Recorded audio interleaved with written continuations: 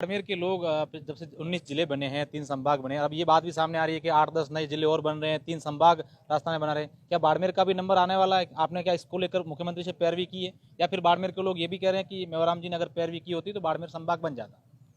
Team साहब, कार्यक्रम को लोग कितनी मेहनत कर रहे हैं, कितने लोगों की भीड़ जुटने वाली है यहाँ पर स्टेडियम में? सुनने में आया कि बहुत बड़ी एक सभा होने वाली है।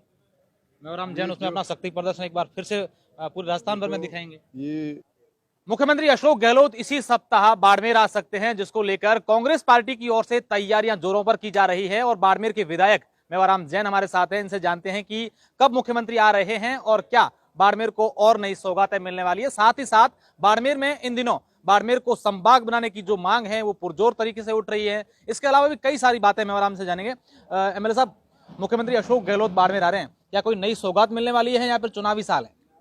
चुनावी साल है, शानदार बजट दिया है। जो घोषणा हुई बजट में उनको धरातल पर किस तरह से उतारा जाए, अभी संभाग स्तर पे जा रहे हैं, फिर हर जिला मुख्यालय पर वो जाएंगे। और जितनी भी घोषणाएं हुई इन 4 सालों में, वो किस तरह से इन योजनाओं का आम जन तक लाभ पहुंचे, ये योजनाएं कैसे धरातल पर उतरे, इसकी मॉनिटरिंग की जा रही है। और माननीय मुख्यमंत्री खुद जिले में जा कर के प्रोग्रेस की बात अधिकारियों से, उसकी बात जनता से, इसको इन योजनाओं को कैसे लाभ मिले, ये माननीय मुख्यमंत्री जी पूरे प्रदेश का दौरा कर रहे हैं। और उनके साथ में हमारे प्रदेश अध्यक्ष भी है, हमारे महासचिव कांग्रेस के वो भी साथ में है, प्रशासन भी साथ में होगा। और माननीय मुख्यमंत्री जी जिस तरह से राहुल गांधी जी को अभी आपने देखा ही होगा, भारतीय जनता पार्टी ने किस तरह से उनको उनकी सदस्यता ख़त्म की, किस तरह से मकान खाली कराने के लिए उनको नोटिस दिया गया, और जिस तरह से लोकतंत्र को ख़त्म करने की और दिशा में जो ये कार्य हो रहा है, इसके विरुद्ध भी हर संभाग और हर मुख्यालय पर माननीय मुख्यमंत्री और नेता जा रहे हैं। और जिस तरह से ऐतिहासिक बजट, राजस्थान के इतिहास में पहली बार ऐसा बजट जो आज से पहले कभी न तो आया था न भविष्य में आएगा, अच्छा मेवाराम जी, ऐसा बजट जिसमें 19 जिले एक साथ और 3 संभाग, ये अपने आप में एक इतिहास उन्होंने लिख दिया है कि ऐसा लोकप्रिय मुख्यमंत्री जिसने पूरे भारत के अंदर शानदार बजट, हर क्षेत्र में आप देखेंगे। अब क्या कमी रही? बिजली फ्री, किसानों की बिजली फ्री, आपके गेहूं 1 रुपये किलो, नरेगा शहर में शुरू कर दी, इंदिरा रसोई योजना, शिक्षा, चिकित्सा, सड़कों का जाल बिछा दिया। 1000 सड़कें बाड़मेर जिले को इस बजट में दी। कितनी? 1000 सड़कें। इससे बड़ी बात क्या हो सकती है? ओवर ब्रिज, अंडर ब्रिज, और शहरों के अंदर आप देखोगे 15,000 पट्टे, किस तरह से कच्ची बस्तियों की जो ये एरिया है उसको शहर में शामिल करना, कच्ची बस्तियों का विकास करना, शहर का विकास करना, आम आदमी की समस्याओं का समाधान करना।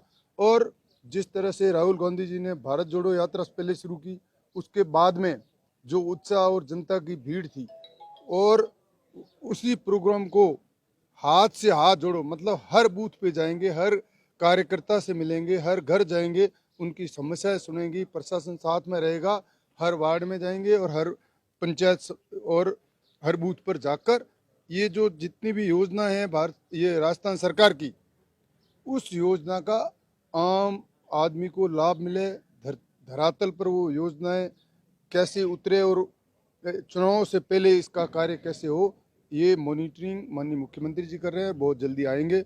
और जो जिस तरह से आज रसोई गैस की बात करें, 1150 रुपये भारतीय जनता पार्टी के टाइम दे रहे थे, आज सिलेंडर 500 रुपये में दे रहे हैं।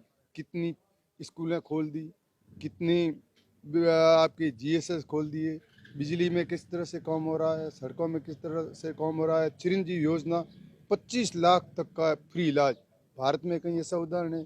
कोई बीमारी, कैसी बीमारी, उसका इलाज फ्री, चाहे राजस्थान में से बाहर भी जाना पड़े किसी को इलाज के लिए तो उसका भी इलाज फ्री।